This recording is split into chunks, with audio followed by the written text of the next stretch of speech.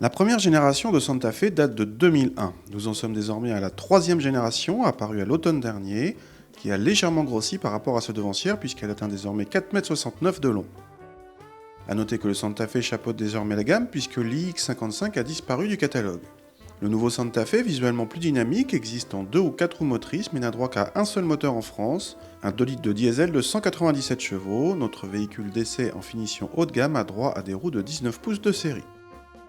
À l'intérieur de notre Santa Fe, le conducteur est bien accueilli par des sièges en cuir à réglage électrique.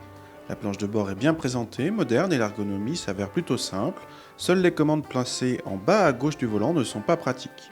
Les places arrière sont accueillantes et la banquette peut coulisser en 2 tiers 1 tiers. Encore derrière, on trouve 2 séries sur tous les Santa Fe, 2 places supplémentaires, mais elles font comme souvent figure de strapontin peu recommandable. Le coffre en revanche atteint 585 décimètres cubes, un chiffre tout à fait confortable.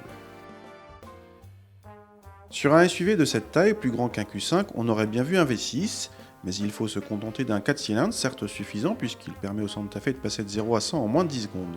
Les relances sont correctes malgré un léger creux à bas régime, pas bien grave car la commande de boîte se montre plutôt agréable. La sonorité du diesel reste plutôt discrète.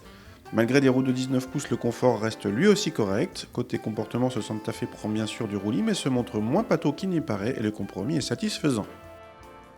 Pas désagréable sur route, spacieux, bien présenté et bien équipé, notre Santa Fe nous a paru plutôt convaincant, surtout vu le tarif assez raisonnable par rapport à la concurrence, 45 900 €. Certes, c'est cher dans l'absolu pour une Hyundai qui n'a pas d'image premium, mais à ce prix-là, les Q5 ou X3 sont nettement moins bien équipés. Notez que Hyundai a annoncé une version allongée, baptisée Grand Santa Fe. Elle devrait arriver courant 2014 avec toujours la même motorisation, mais les places du rang 3 devraient devenir plus praticables et le coffre dépasser les 600 décimètres cubes.